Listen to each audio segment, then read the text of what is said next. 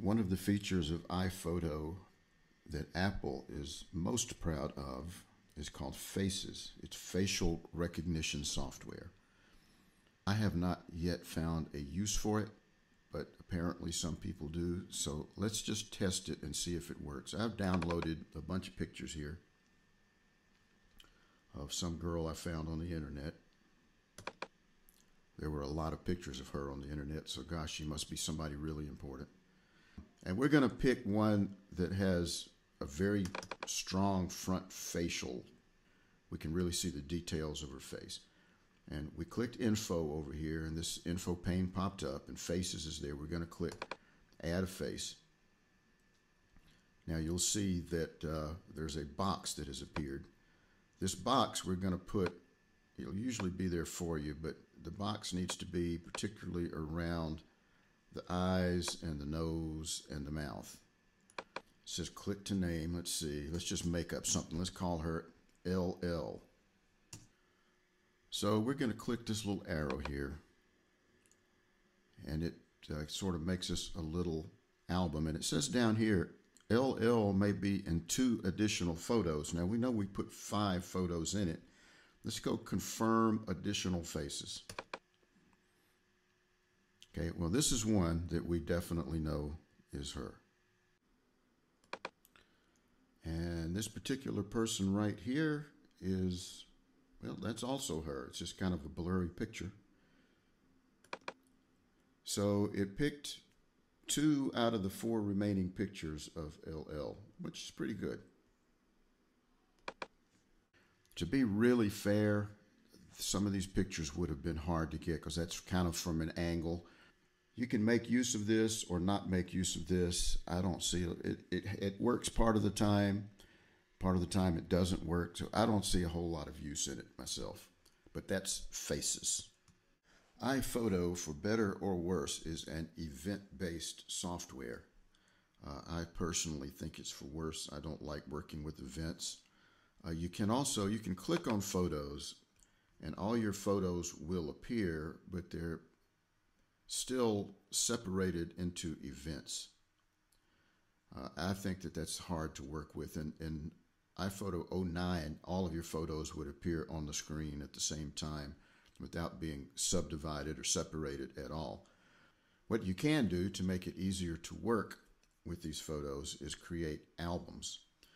And for example, we can start with, let's do the dog houses, which is an event.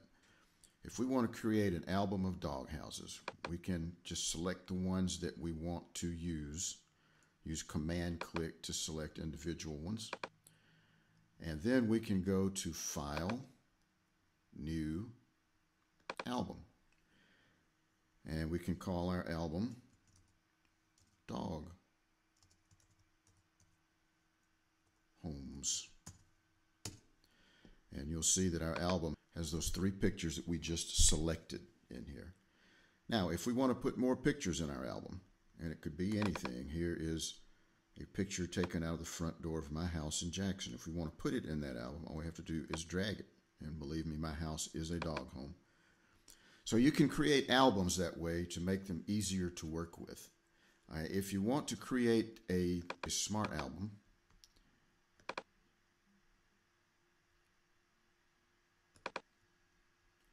you would title it,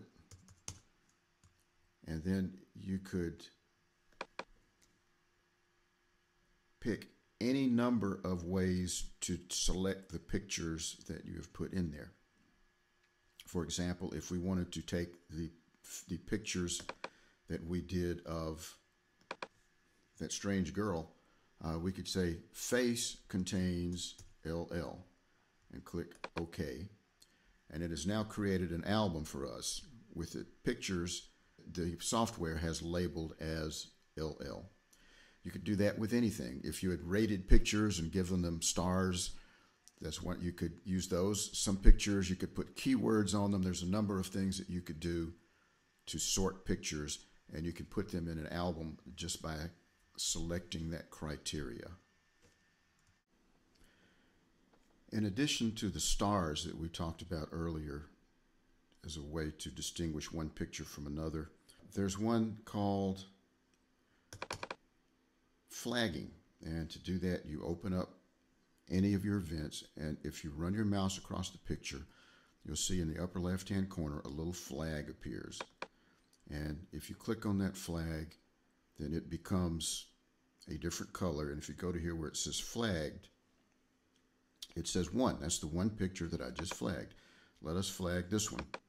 Now you'll see there are 2 pictures that I flagged. And you can go through all of your pictures and flag them if you want to. And then if you click over here on the left-hand column where it says flagged, all the pictures that you have flagged will appear. Now, they don't leave the event. They're just flagged. One of the other things that you can do is, see, we'll go back to our dog houses again. If you go up to View and make sure that Keywords is checked, you can pick any picture. There's a picture of a dog house. Go to the Info pane. And now over here in this pane on the right, in addition to the faces and to the map, the word keyword comes up. And we're going to add a keyword. We will call it doggy. You can call it anything, but it's another way to distinguish your pictures. And then when you go to Smart Album to create a new Smart Album, then you would put over here, you would do keyword, and if you wanted to pick that particular, all of them that said doggy, then you would type doggy right here and OK, and you would have created a new untitled album with keywords doggy, and that would be it right there. Now let's take a look at how to fix photos. Some pretty easy ways to do this. Let's find a good one to open here. Well, let's just go back to a picture of LL here. We're going to go to Edit, down in the lower right. And it gives us a number of things that we can do. Number one, of course, is rotate. And we can make it go, every time you hit rotate, it's going to go 90 degrees. So it'll take you 4 times to get it all the way back. Next thing we can do is enhance a photo. And enhance is completely automatic. You have no control over it.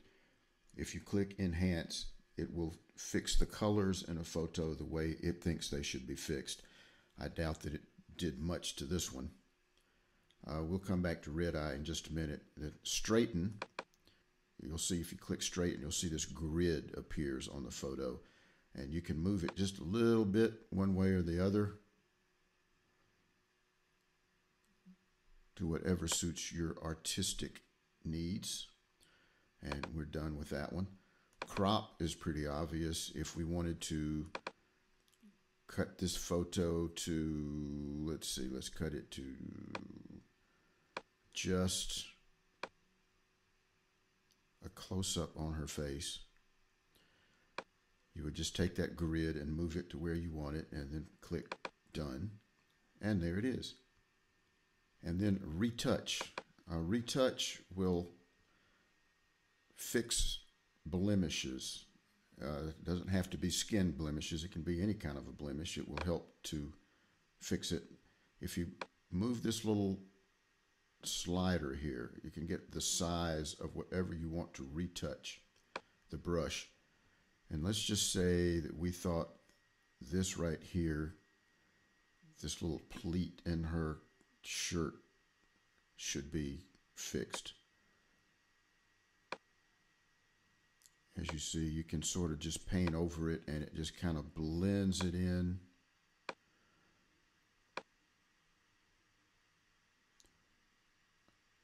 Now this, of course, is not the world's greatest job of doing it, but all of a sudden it's not there anymore. And then you just click done, and that's done.